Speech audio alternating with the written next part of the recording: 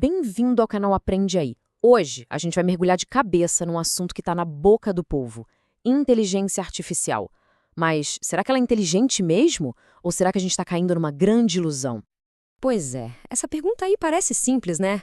Mas a resposta, olha, ela abre uma verdadeira caixa de Pandora.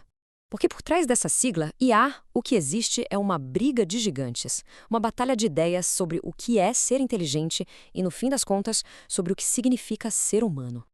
E essa batalha toda, no fundo, se resume a duas maneiras de enxergar o ser humano. Duas visões que são tipo água e óleo. De um lado, tem a galera que acha que a nossa mente é como um programa de computador, um software, sabe? E o nosso cérebro é o hardware. Do outro, tem quem defenda que não, que a mente e o corpo são uma coisa só, inseparáveis. Beleza, vamos abrir isso um pouco mais. A primeira visão, essa computacional ou transhumanista, para eles a vida é basicamente informação. Pensa assim, o cérebro é o hardware, a mente é o software. E o nosso corpo? O corpo é só uma casca, uma limitação que a tecnologia vai um dia superar. Agora, a outra visão, a biológica, que a gente chama de cognição corporificada, vira essa ideia de cabeça para baixo. Ela diz, espera aí, a mente não existe sem o corpo. A inteligência, para eles, é orgânica, analógica e é totalmente moldada pelo jeito que o nosso corpo interage com o mundo. E a promessa dessa galera transhumanista, olha, é de cinema. Eles querem usar a tecnologia para, basicamente, vencer a morte, superar o envelhecimento, turbinar nosso cérebro e até sair do planeta Terra. O objetivo final é esse aperfeiçoamento total, físico e intelectual, onde cada pessoa poderia escolher como se modificar. E olha só, para não dizer que é exagero, um trecho da própria declaração transhumanista diz com todas as letras: nós vislumbramos a possibilidade de ampliar o potencial humano, superando o envelhecimento, as deficiências cognitivas, o sofrimento involuntário e nosso confinamento ao planeta Terra. Ou seja, é uma visão de futuro onde o nosso corpo, a nossa biologia, é só mais um desafio que a tecnologia vai resolver. Agora, vamos para o outro corner do ringue, a tal da cognição corporificada. O que essa teoria diz é que pensar não é algo abstrato que acontece só dentro do crânio, não. Pelo contrário. A nossa cognição, a nossa inteligência, ela é moldada pelo nosso corpo, pelos sentidos, pelos movimentos, pelo jeito que a gente interage com o mundo lá fora. Basicamente, a mente é o que o corpo faz. E essa citação aqui, da perspectiva fenomenológica, resume a ideia de forma genial. Toda cognição é corporificada, interativa e incorporada em ambientes que mudam dinamicamente. Traduzindo, não tem como existir mente sem corpo, e não tem corpo que exista sem um mundo para interagir. É uma dança, sabe? Uma dança constante entre esses três elementos.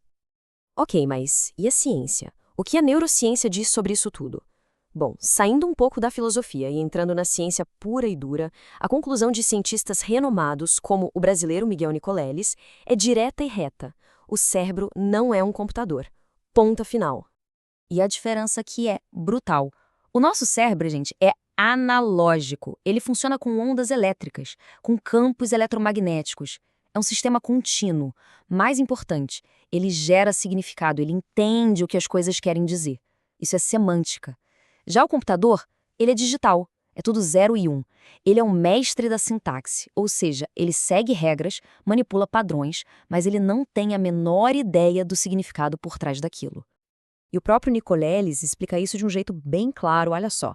O cérebro computa em analógico, não computa em digital. O potencial de ação é uma onda elétrica e ele cria um campo eletromagnético. Essa natureza analógica é o que permite uma complexidade, uma riqueza de informação que um sistema digital com seus zeros e uns simplesmente não consegue nem chegar perto de imitar. E é aqui que a crítica dele fica ainda mais pesada. Segundo Nicoleles, a neurociência foi, nas palavras dele, literalmente sequestrada. Termos como inteligência, memória, cognição, tudo isso foi apropriado, foi pego emprestado para criar uma narrativa de marketing, para vender uma indústria de trilhões de dólares. E no meio do caminho, se criou uma confusão gigantesca sobre o que a IA de fato é. Então tá, se não é inteligência, o que é uma IA generativa tipo ChatGPT? Bom, sob essa ótica mais crítica, é basicamente um sistema estatístico ultra sofisticado de previsão da próxima palavra. Pensa assim, ele leu a internet inteira, um oceano de texto, e aprendeu a prever qual palavra tem a maior probabilidade de vir depois de outra. E o ponto-chave é este: ele não tem o menor compromisso com a verdade, com a precisão e muito menos com o significado do que ele está gerando. E isso nos leva a um ponto, fundamental. A própria linguagem humana já é uma simplificação do que se passa no nosso cérebro. Pensa no pensamento, no sentimento. É algo complexo, multidimensional. A linguagem, seja falada ou escrita, é só uma sombra disso, uma projeção bem mais simples. E onde a IA treina? Exato, ela treina nessa sombra, nessa versão reduzida da realidade, sem nunca ter acesso à experiência real, ao sentimento original por trás daquelas palavras. E essa citação do Nicole Illes resume toda a indignação da comunidade científica. Os caras chamarem isso de inteligência é um insulto. É uma afronta à verdadeira inteligência orgânica. É uma frase muito forte, né, que vai direto no coração do marketing que construíram em volta da IA. Tá, mas e daí? Por que essa briga toda importa? Bom, isso aqui não é só um debate de cientista, não. Isso importa e muito. Porque o jeito que a gente define inteligência e humano acaba moldando o nosso futuro. Tem consequências gigantescas para a política, para a economia, para a sociedade inteira. Olha só essa tabela, por exemplo. Ela coloca lado a lado a visão transhumanista e a bioconservadora, que é a galera que defende preservar a natureza humana como ela é. E as diferenças são gritantes. Pega a questão da cidadania. Para os transhumanistas, até um ciborgue super avançado com consciência deveria ser um cidadão com direitos. Já os bioconservadores dizem, não, cidadania é para quem tem a nossa biologia. É um choque de visões de mundo, né? E esse conflito vai para tudo quanto é lado. Olha a ecologia. Os transhumanistas apostam tudo na tecnologia para resolver a crise climática, tipo um mercado livre verde. Já os bioconservadores querem o contrário, um protecionismo radical, limitar a tecnologia para proteger o que eles chamam de domínio da natureza. São dois futuros completamente diferentes, quase impossíveis de conciliar.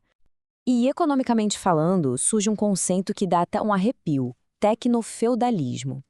A ideia é a seguinte: a gente pode estar caminhando para um sistema parecido com o feudalismo, só que moderno.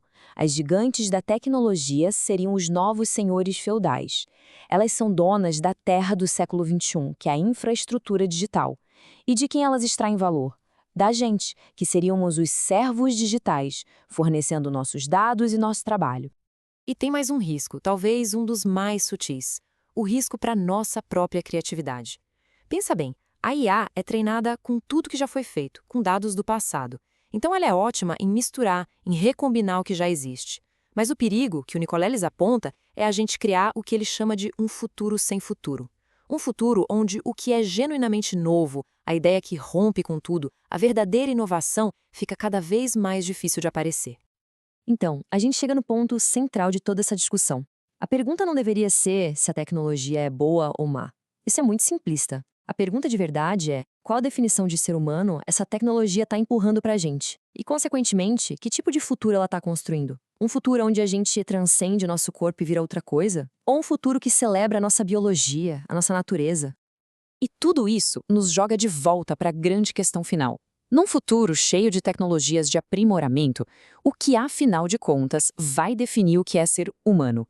Onde a gente vai traçar essa linha? E talvez mais importante, quem vai ter o poder de decidir isso? Gostou? Então já sabe, curte, compartilha com quem precisa saber disso e se inscreve. A gente se vê no próximo vídeo com mais conhecimento para você. Obrigada e até mais!